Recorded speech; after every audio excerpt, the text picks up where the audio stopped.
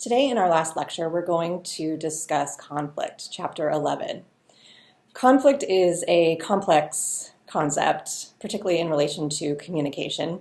And so my hope is that today, through your readings and through this lecture, I'll provide you with some tools to be more appropriate and effective in your conflict management styles so that you can improve your interpersonal relationships and to help you be a little bit more critical and mindful in the way that you approach conflict. So when we talk about conflict, we're talking about this idea of expressed struggles. So people get into disagreements because there's something that's not agreed upon, or potentially there are incompatible goals. So when your goals are mutually exclusive, this can create a problem. So this idea of sort of independence versus interdependence, if you're focusing on the independent side, that can create conflict. Also, there's the perception of scarce resources. So if you want something that someone else has, that can be a problem. Also knowing that conflict is interdependent. So you go in thinking, or you should, that we're all in this together, would be a way that you could approach conflict to be more appropriate and hopefully resolve the issue in a more effective way. And then finally, to realize that conflict is inevitable. So these are all characteristics of conflict. And so in both happy and unhappy relationships, there are conflicts, but it's the way that you manage them that's going to dictate the mood or the outcome of the relationship itself.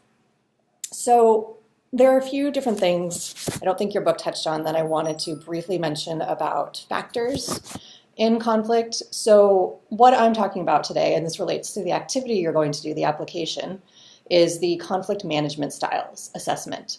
So the way that you handle conflict is impacted by a few different factors. And so some of those factors include your goals.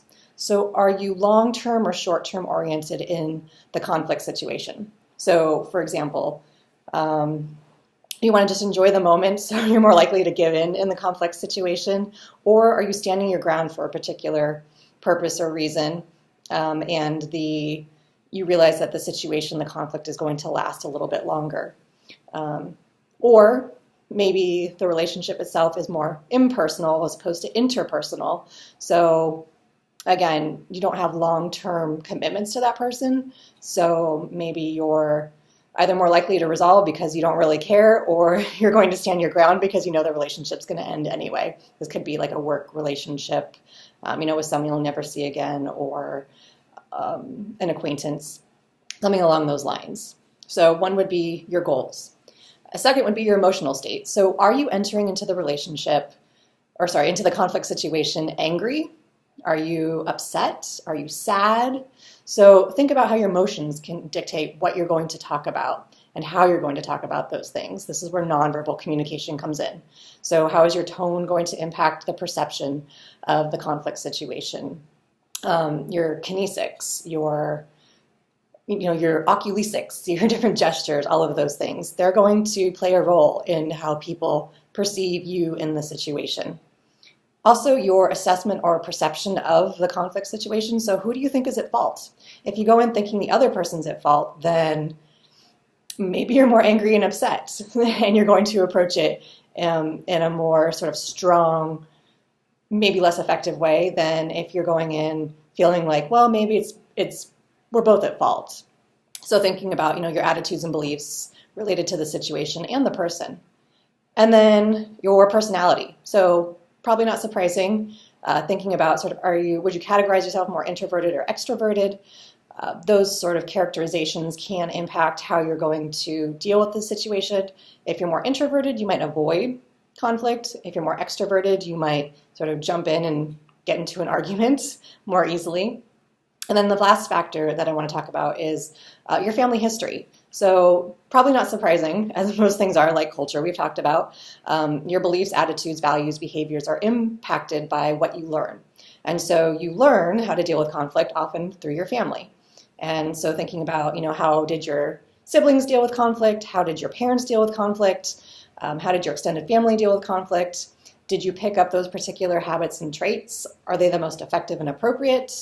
Maybe your family is very passive aggressive and they never really deal with arguments, but you know that people are upset, right? And you don't talk for a while, or what you talk about changes, and then eventually the situation resolves itself. Or it builds up resentment and the situation just gets worse. Or your family's constantly arguing.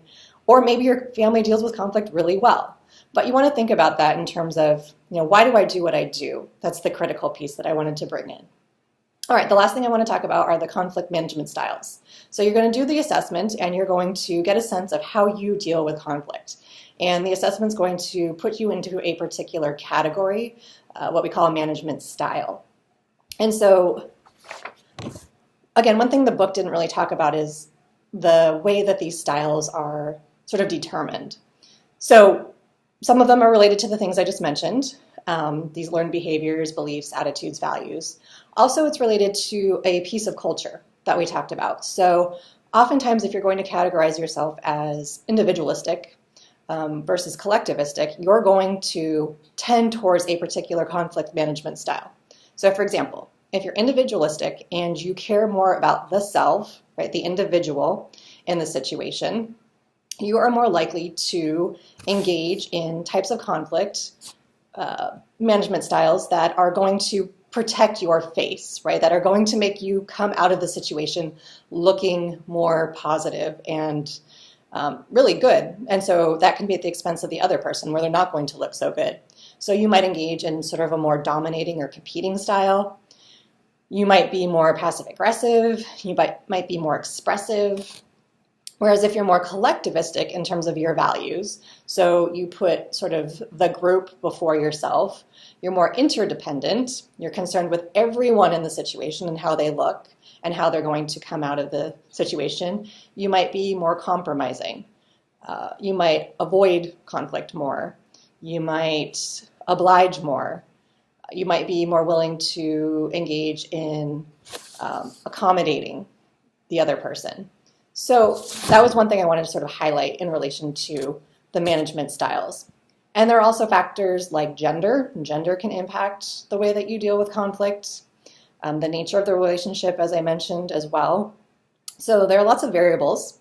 And so what I hope for you is that at the end of this particular chapter, you will be more mindful of how you deal with conflict and think about, is it the best way to do it?